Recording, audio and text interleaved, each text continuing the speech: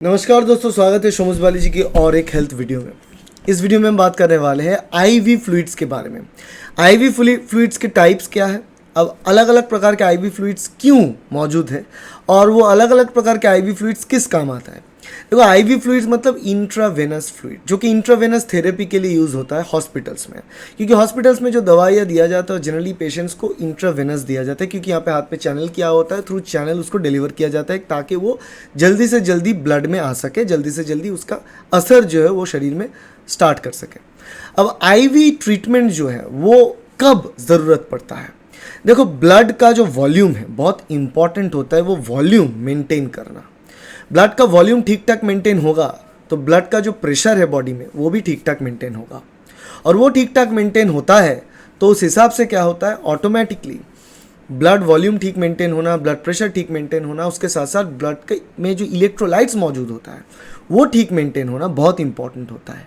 और क्योंकि वो अगर ठीक ठाक मेंटेन नहीं होगा तो पानी जो शरीर के अंदर जो सेल्स है, कोशिका है, उसके अंदर जो पानी है उसका जो फ्लो है वो गड़बड़ हो जाएगा, और ऑस्मोटिक इम्बैलेंस होने के कारण जो कोशिका है वो मर सकता है, ताकि इंटेस्टाइन का जो सेल है वो मर सकता है, बॉडी के अलग अलग वाइटल ऑर्गन्स वो डैमेज हो सकता है।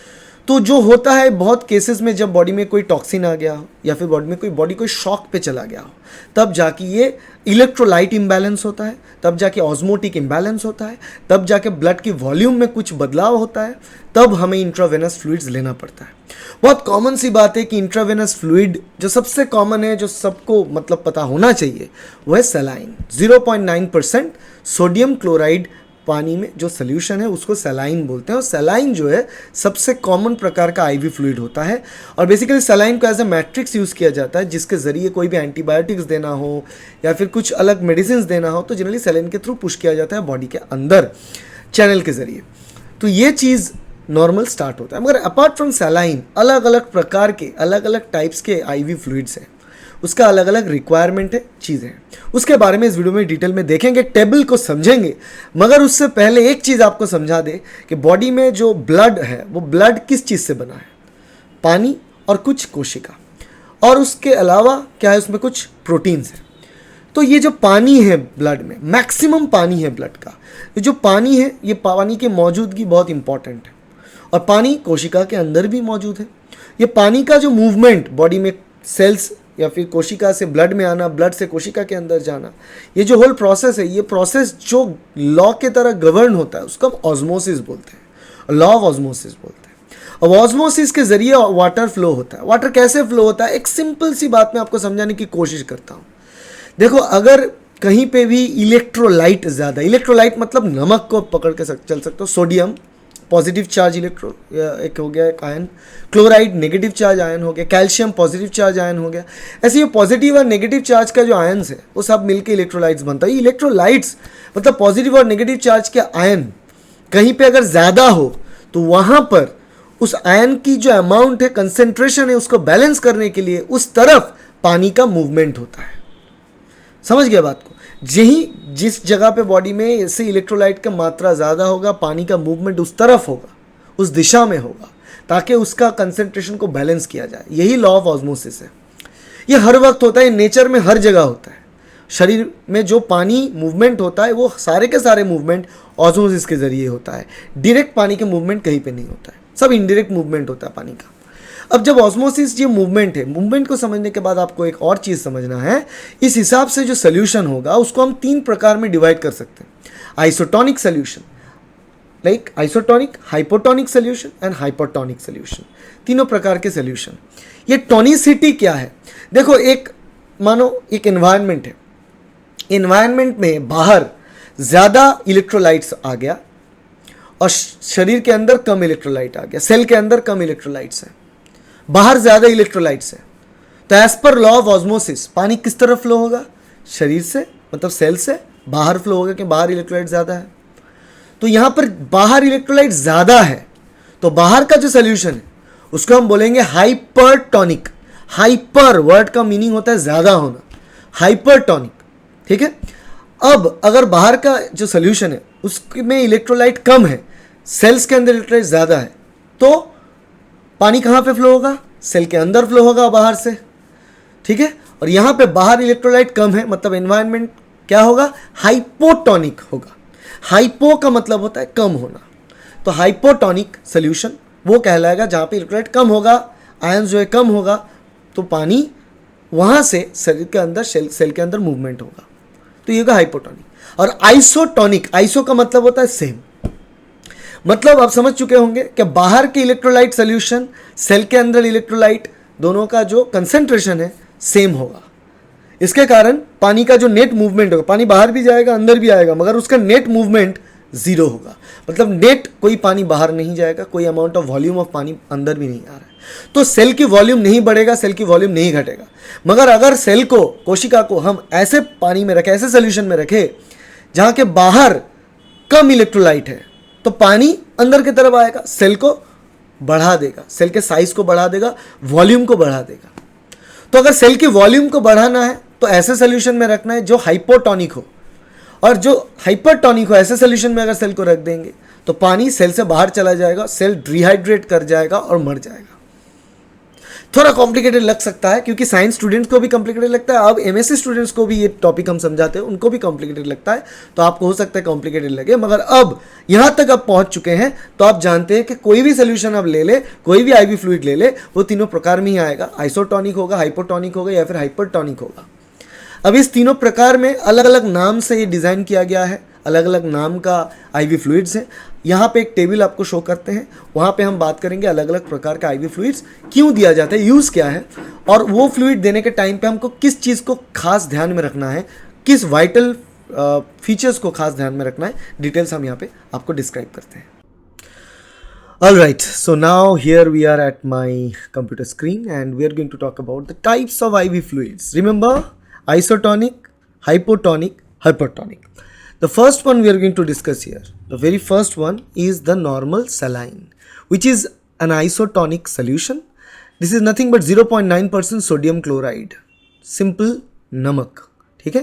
तो आइसोटोनिक सोल्यूशन का मतलब यहाँ पर 0.9% सोडियम क्लोराइड जो कि खाने की नमक होता है उतना ही यहाँ पे दिया होता है, 0.9 out of 100 ml of water. So अब यहाँ पर दूसरा जो आइसोटोनिक सोल्यूशन है वो है डेक्सट्रोज, एक प्रकार की कार्बोहाइड्रेट है डेक्सट्रोज, शुगर ही है, 5% डेक्सट्रोज पानी में दिया जाता है इसलिए। अब इसका क्या यूज़ है ये भी बता दें। पहले जो यहाँ पर था जो सलाइन, सलाइन तो बहुत दफ़ा दिया जाता है, मैंने आपको बताया कि एज ए मैट्रिक्स भी यूज़ किया जाता है। सलाइन यूज़ किया जाता है शॉक ट्रीटमेंट करने के लिए, ओके। ये यूज़ किया जाता है ब्लड ट्रांसफ्यूशंस जब होता है उसमें सलाइन दिया जाता है ताकि ब्लड वॉल्यूम ठीक से मेंटेन रहे। फ्लूइड चैलेंजेस, बॉडी में अगर कोई फ्लूइड अगर चेंज हो गया जाता है, ब्लड फ्लूइड अगर ज़्यादा बह गया वहाँ पे भी दिया जाता है, ठीक है। मगर इसमें ख्याल रखना पड़ता है एक ही चीज़ कि ज़्यादा सलाइन देने से ओवरलोड हो सकता है, बॉडी में ब्लड कम है उसमें भी सलाइन देना पड़ता है, उसके साथ साथ ब्लड भी चलता है, ठीक है। तो यहाँ पर ओवरलोड ना हो जाए सलाइन की, ये चीज़ ध्यान में रखना इम्पॉर्टेंट है, ओके। और जिस पेशेंट में हार्ट फेलियर है, हार्ट फेलियर की पेशेंट है, हार्ट फेलियर होने के चांसेस है, उसमें आइसोटोनिक सलाइन जो है वो कम यूज़ करना चाहिए। अब दूसरा एग्जाम्पल था यहाँ पे डेक्सट्रोज 5%। डेक्सट्रोज 5% क्यों दिया जाता है? जब बॉडी में कोई फ्लूइड लॉस होता है, ब्लड लॉस है, फिर कोई प्रकार के फ्लूइड लॉस, बॉडी में डिहाइड्रेशन होता है, कोई भी तरीके का, को सैल्मोनेला टाइफी द्वारा कोई इन्फेक्शन, विब्रियो कॉलेरा होना, टाइफॉइड फीवर के साथ साथ जो डायरिया होता है वो डिहाइड्रेशन कर देता है बॉडी में, उसमें प्रोटेक्शन के लिए भी डेक्सट्रोज 5% दिया जाता है, ओके। और यहाँ पे कॉशन क्या होता है, जो रेनल और कार्डियक पेशेंट होते हैं, मतलब किडनी की पेशेंट्स और हार्ट की मरीज़ जो होते हैं उनमें ये डेक्सट्रोज 5% सोल्यूशन यूज़ करने के टाइम पे हम बहुत कॉशियसली उसको यूज़ करते हैं, ठीक है, क्योंकि मुझे फिर से अगेन फ्लूइड ओवरलोड नहीं करना चाहिए। थर्ड प्रकार की फिर से आइसोटोनिक ये एग्जाम्पल है लैक्टेट रिंगर्स सोल्यूशन, बहुत ही कॉमन है लैक्टेट रिंगर। क्यों दिया जाता है? फिर से वही डिहाइड्रेशन की जो बीमारी है उसमें दिया जाता है, और पर्टिकुलरली जो पेशेंट जला हुए पेशेंट, बर्न इंजुरीज जो होता है, बर्न इंजुरीज जो होता है वहाँ पे पेशेंट्स को ये दिया जाता है। और लोअर जीआई मतलब gastrointestinal tract, intestine, large intestine, बड़े हाथ जो होता है वहाँ से पानी अगर ज़्यादा लॉस हो रहा है, जो कि ज़्यादातर इंटेस्टिनल इन्फेक्शन के कारण, टॉक्सिन जो साल्मोनेला हो, कॉलेरा हो, शिगेल्ला हो, उसके कारण होता है, उस रीज़न पे भी यहाँ पर लैक्टेटेड रिंगर्स सोल्यूशन दिया जाता है। एक्यूट ब्लड लॉस, जहाँ पे कभी भी कोई एक्सीडेंट या फिर कुछ कारण अगर ब्लड लॉस हो रहा है वहाँ पे दिया जाता है। हाइपो वॉल्यूम, या ब्लड की वॉल्यूम अगर ड्रॉप कर जाए ड्यू टू कोई भी तरीके का प्रॉब्लम बॉडी में, उस कारण भी ये लैक्टेटेड रिंगर सोल्यूशन दिया जाता है, क्योंकि लैक्टेटेड रिंगर सोल्यूशन से ब्लड की जो वॉल्यूम है वो रिस्टोर हो सकता है। कॉशस क्या है यहाँ पर, कॉशन किस चीज़ में देखना पड़ता है, क्योंकि ये जो लैक्टेटेड रिंगर सोल्यूशन है इसमें पोटेशियम होता है, इसलिए किसी भी इंसान को जिनमें रेनल फेलियर है, जो किडनी ठीक से जिनके काम नहीं कर रहा है, उनमें हम पोटेशियम ज़्यादा मात्रा में नहीं यूज़ कर सकते, वहाँ पे कॉशन है।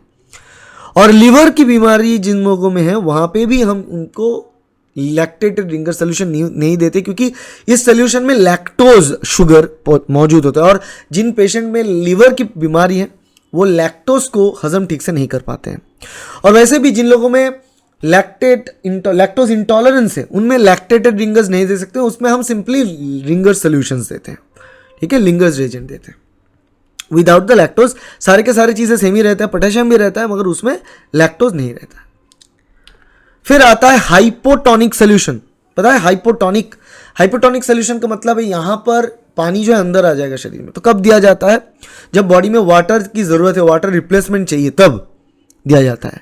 जब बॉडी में गैस्ट्रिक फ्लूइड की कमी हो जाए, वॉमिटिंग के कारण ज़्यादा गैस्ट्रिक फ्लूइड बाहर आ जाए, तब बॉडी के अंदर सेल्स के अंदर फ्लूइड देना चाहिए, वाटर रिप्लेसमेंट करना चाहिए, तब हाइपोटोनिक सोल्यूशन देना होता है, जो कि 0.45% सोडियम क्लोराइड होता है। एक एग्जांपल, सलाइन की हाफ सलाइन बोलते हैं हम इसको। नॉर्मली 0.9% सोडियम क्लोराइड होता है नॉर्मल सलाइन आइसोटोनिक टाइप, और उसका हाफ 0.9 की हाफ होता है 0.45, जो कि हाफ नॉर्मल सलाइन बोलते हैं, वो हाइपोटोनिक है और वहां पर दिया जाता है।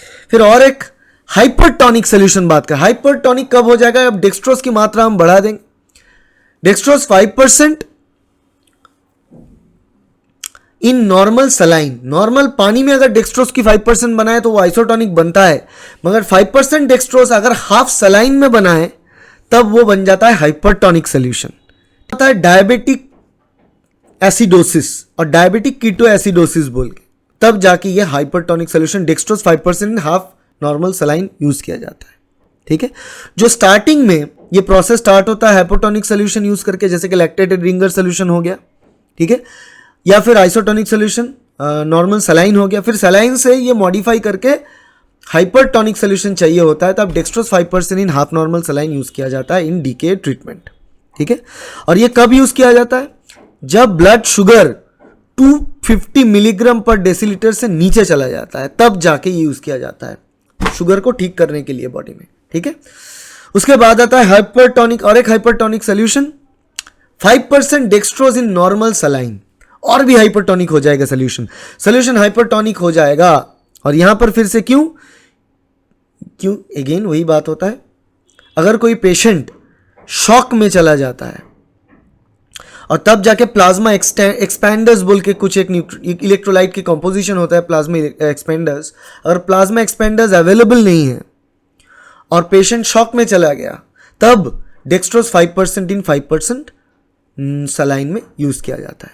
मगर जिन पेशेंट में कार्डियक अरेस्ट हुआ है या फिर होने की संभावना है या फिर रेनल पेशेंट है, उसमें यूज नहीं होता है।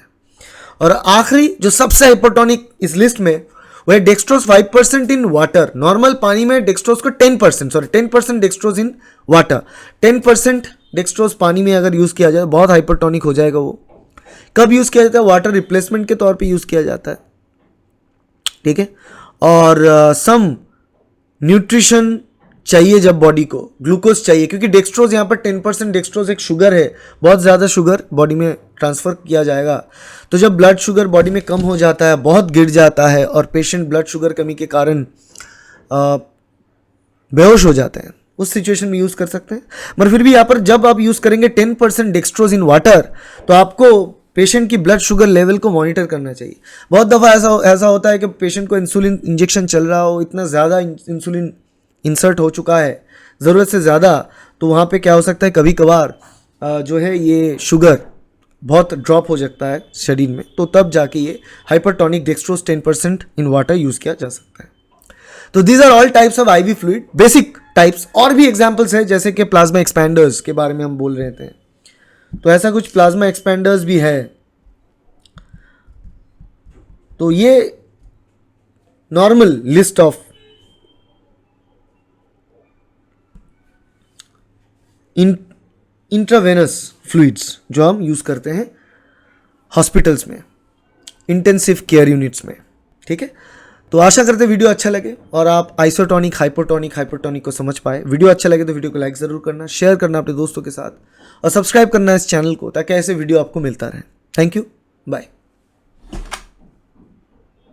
वीडियो आपको अच्छा लगा, वीडियो अच्छा लगे तो वीडियो को लाइक ज़रूर करना, शेयर करना अपने दोस्तों के साथ, कलीग के साथ। और ये सारे चीज़ उतना कॉम्प्लिकेटेड नहीं है, थोड़ा समझने की कोशिश करेंगे, धीरे धीरे समझ आ जाएगा। बायोलॉजी, लाइफ साइंस इतना इंटरेस्टिंग सब्जेक्ट है, हर एक को जानकारी लेने का हक है अपने शरीर के बारे में, कैसे ये काम करता है। ये जानेंगे तो शरीर को प्रोटेक्ट रख ही सकते हो, अच्छा लाइफ लीड कर सकते हो, और बेफजूल की जो खर्चा हॉस्पिटल्स, बिजनेस इंडस्ट्री कर रहे हैं यहाँ पर, उसको आप रोक सकते हो। तो वीडियो अच्छा लगे तो वीडियो को लाइक ज़रूर करना, शेयर करना अपने दोस्तों के साथ और सब्सक्राइब करना इस चैनल को, ताकि ऐसे वीडियो आपको मिले। Thank you, bye.